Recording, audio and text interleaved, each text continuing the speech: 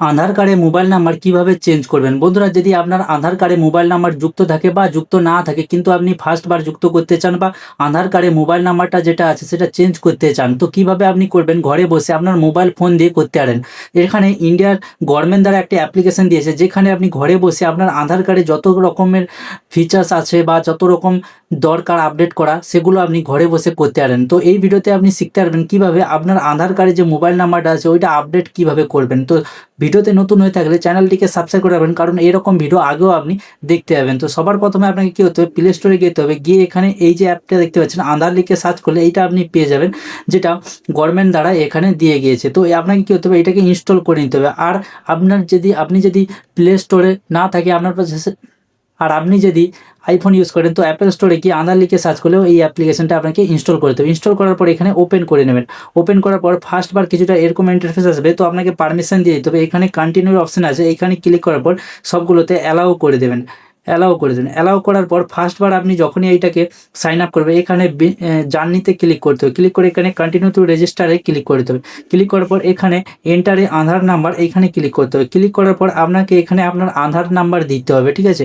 তো এখানে আধার নাম্বার বসিয়ে এখানে কন্টিনিউ আধার নাম্বারে এখানে ক্লিক করতে হবে। তো আধার নাম্বারটা বসিয়ে এখানে কনফার্ম আধার নাম্বার এখানে ক্লিক করে দিতে হবে। তারপর এখানে একটি টার্ম অ্যান্ড কন্ডিশন পেয়ে যাবেন, এইখানে ক্লিক করে চেক বক্সে তারপরে কন্টিনিউতে আপনাকে ক্লিক করে দিতে হবে। ক্লিক করার পর এখানে আপনার মোবাইলে যতগুলো সিম আছে এখানে দেখাবে। যেমন আমার মোবাইলে একটা সিম আছে, তো ওইটাকে আপনি সিলেক্ট করে কন্টিনিউ সেন্ড SMS-এ ক্লিক করে দিই। তো আপনি আপনার মোবাইলে যেই সিমটা আছে ওইটা আপনাকে ক্লিক করে এখানে কন্টিনিউতে ক্লিক করতে হবে। তারপরে কী হবে, এখানে ভেরিফিকেশান নেবে, আপনাকে কিছু সময় অপেক্ষা করতে হবে। তারপরে অটোমেটিকলি ভেরিফিকেশান নিয়ে নেবে। তারপরে এখানে বলছে কি যে এখানে ফেস অথেন্টিকেশন করতে হবে, মানে কি যার আধার নাম্বারটা আপনি বসিয়েছেন আর মোবাইল নাম্বার বসিয়েছেন, তারপরে এখানে যার নামে আধার কার্ডটা আছে তার ফেসটা এখানে ভেরিফিকেশান নেবে। তার জন্য এখানে স্টার্ট ফেস অথেন্টিকেশনে এইখানে ক্লিক করার পর আপনার যে এই ফেসটা দেখতে পাচ্ছেন, এই ফেসের পাশে আপনার ফেসটাকে দিতে হবে। দেওয়ার পর এখানে একবার যে চোখের যে চোখটা আছে একবার আপনাকে বোঝাতে হবে, তারপরে ওপেন করতে হবে।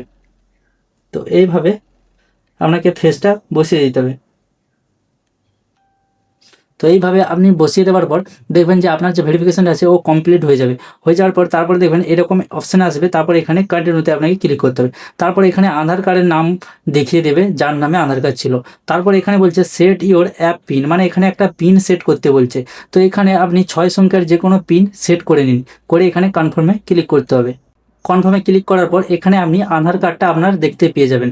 তারপর কিছুটা এরকম ইন্টারফেস আসবে। তো এখানে আপনাকে কি করতে হবে, এখানে আপনার যে এই কোডটা দেখতে পাচ্ছেন, এইটাকে আপনি যেখানেই দেখাবে সেখানে স্ক্যান করে আপনার আধার কার্ডটা দেখতে পারেন। তারপরে এখানে আপনি অনেকগুলো অপশন পেয়ে যাবেন, যেখানে এখানে শেয়ার করতে পারেন বা আপনার আধার কার্ডটা ডাউনলোড করতে পারেন, বা এখানে বায়োমেট্রিক লক আর আনলক করে এখানে লক করে রাখতে পারেন আপনার আধার কার্ড। কিন্তু মেন বিষয় হচ্ছে আমরা এখানে কিভাবে মোবাইল নাম্বার চেঞ্জ করব। তার জন্য আপনাকে কী করতে হবে, এখানে আপনি সার্ভিস যে অপশানটা পেয়েছেন এইখানে আপনাকে ক্লিক করতে হবে।